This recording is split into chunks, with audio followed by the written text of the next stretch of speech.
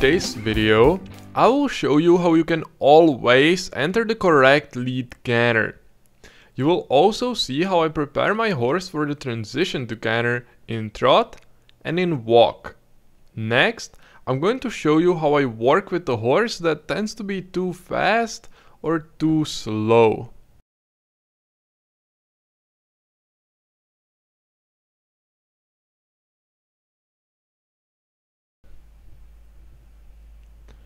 Now let's take a look at what your horse needs to know before you ask him to switch to canter. You can see in slow motion that your horse should be able to move his back to the side when you press him with one of your legs, and then switch to correct lead canter. Why should your horse be moving his back to the side? Well, if you want to enter, for example, a right lead canter, and in the moment that you ask for a transition, your horse's back is moved to the right, it is going to be natural for him to switch to the right lead canter. And it's going to be difficult for him to enter the left lead canter. This way you make it easier for your horse to enter the lead canter that you want, and you make it more difficult for him to enter the lead canter that you don't want. Now you can see my horse is turning around his front legs, which is the first step towards controlling the back of your horse while riding. Now I want my horse to go away from the pressure that I create with my leg and move his back to the side. Moving to the side with your horse's front or back legs is not something difficult for your horse. I'm sure your horse already does it quite often while you clean him. And in that situation, I'm sure that you don't perceive it as something that could be difficult for him. And it certainly doesn't get more difficult for your horse once you are in a saddle. It is just necessary for your horse to understand what are you asking. Let's take a look at how I ask my horse. I use my rein to prevent my horse from going forward, and I ask my horse to move his back by creating a pressure with my right leg that I move backwards a bit. It is very similar to working from the ground and pushing your horse with your arms to move his back. As soon as your horse starts moving, it is important to release or at least lower the pressure you are creating with your leg to reward your horse for doing what you asked. However, if your horse doesn't react, keep increasing the pressure until he reacts and starts moving. As soon as he does, release the pressure. When necessary, you can even help yourself using a spur or a whip. Now you see another way in which you can teach your horse to move his back to the side. I use this mainly with the horses that tend to speed up based on the pressure of my legs instead of moving to the side. When your horse is facing a wall, he knows that he can't go forward, so you don't have to brake him pulling the reins. You can see that now my horse doesn't have many other things he could do other than what I ask. That makes it easier for him to understand what I'm asking when I create a pressure with my single leg that's moved backwards. By releasing the pressure as soon as my horse does what I asked, I reward him and give him motivation to listen to me the next time around as well. Also, lowering the pressure as soon as your horse does what you're asking helps with teaching him to react on lower and lower pressure. Turning around your horse's front legs is not good just to improve canter transitions, but it also gives you better control over where exactly your horse is gonna be going in general. You control your horse by creating pressure in various spots. If you teach him to not only react on the pressure from the bit when you pull the reins, but also on the pressure that comes from a single side, your horse is going to start understanding you much more, and your communication with your horse is going to become much clearer. As soon as my horse can turn around his front legs, I start practicing the same thing in walk. I basically put my horse in exactly the position that he should be in right before switching to canter. If your horse's back is moved to the right in the moment when you ask him to switch to canter, he's almost certainly going to switch to right lead canter. And of course, if your horse's back is going to be moved to the left, your horse will be very likely to switch to the left lead canter. You can see the position that I want to get my horse in the video. You can also see the way I use my leg to create the pressure. Every riding session I spend a few minutes practicing turning around my horse's front legs.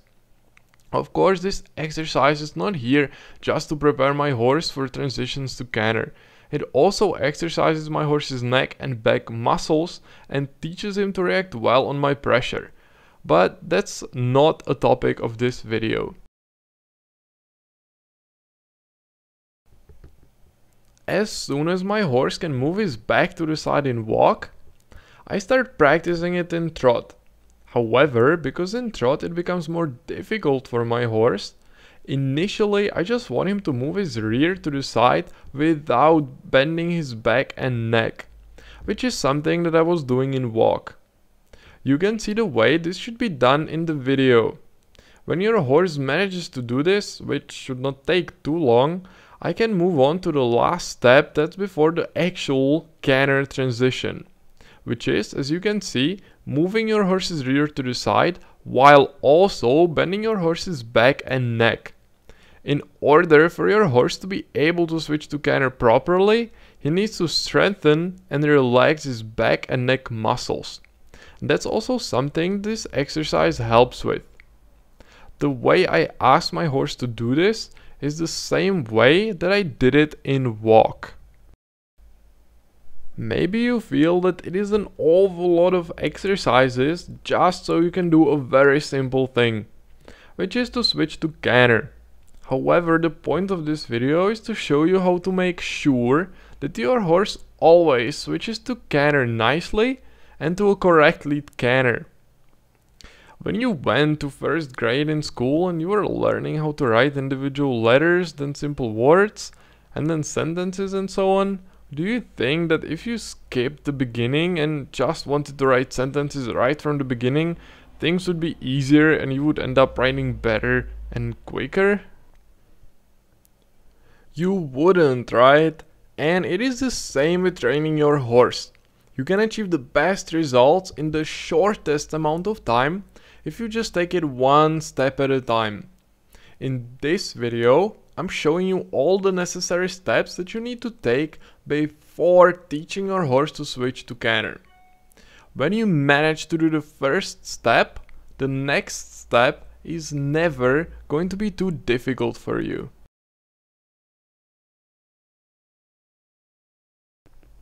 I always start practicing the transition to canter from trot first. And what is the most important thing with it? I try to get my horse to not speed up in trot before switching to canter. And while in canter, I want my horse to be calm and relaxed. And of course, I want him to switch to the correct lead canter that I asked for. If my horse switches to canter well, considering his current abilities, I let him be in canter for around 50 meters and then I slowly slow down to walk and reward him. If my horse enters the wrong lead canter, I simply stop him pulling my reins and I ask to switch to canter again. Now you can see in slow motion that my horse switched to the right lead canter when I moved his back to the right side. When I asked for the left lead canter, of course it still works with the same principle. When you practice transitions to canter, it is not good to be doing it over and over again too often for too long. Teach your horse new things only when he's calm and relaxed. You can always achieve better results when you do just 3, but well executed canter transitions per day, other than if you do 10, but really average ones.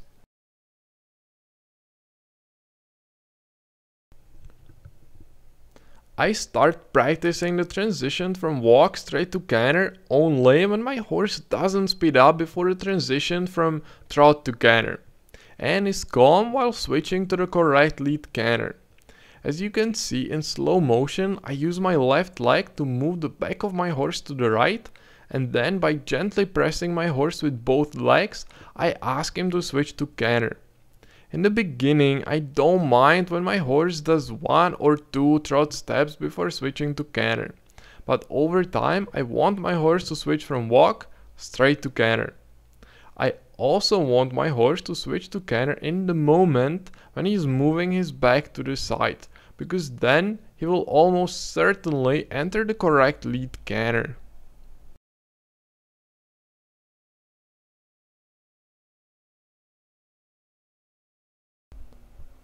When my horse can switch from walk straight to canter, I start practicing switching to canter from standstill.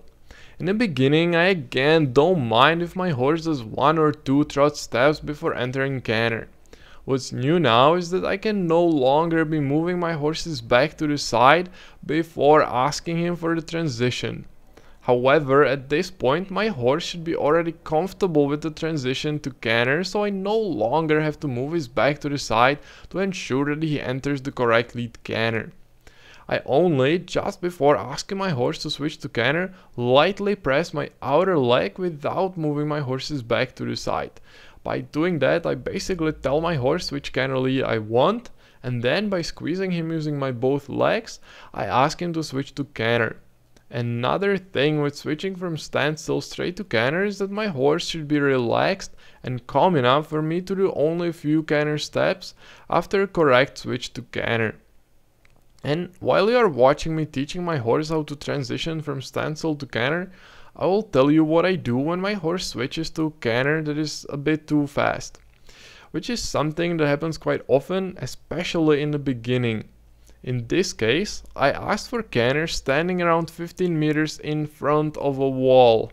And after a transition to canter, I immediately start turning to avoid hitting the wall. If your horse will have in the moment of switching to canter a wall in front of himself or some kind of barrier, he's not going to enter a canter that is too fast, and I'm not going to have to slow him down pulling my reins. This way your horse learns to always switch to a relaxed canter. And on the other hand, if your horse tends to be too slow, I use a whip or a spur to increase the intensity and tell my horse that I want him to move faster. In these cases, I don't mind if my horse's reaction is going to be a bit exaggerated after the use of a whip or spurs. With this, I just want to teach my horse that it is always better to react on the small pressure, so I don't have to use the spurs or a whip. I start using the whip or my spurs only after my horse reacted badly when I asked for the first time. This way I teach my horse that it is going to be more pleasant for both of us if he just reacts on the small initial pressure.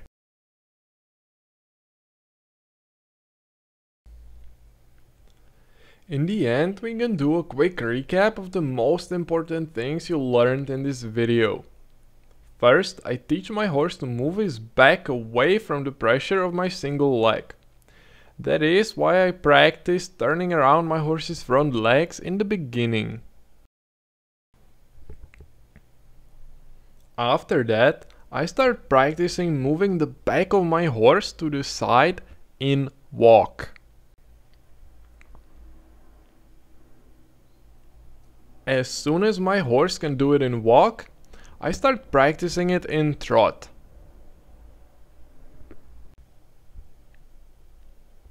When I can move the back of my horse to the side in trot, I can start practicing trot to canter transitions.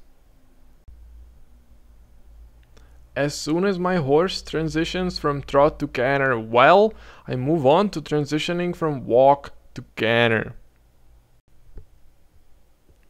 Then, when my horse reliably transitions to a correct lead canter, even without me moving his back to the side, I move on to entering canter straight from standstill.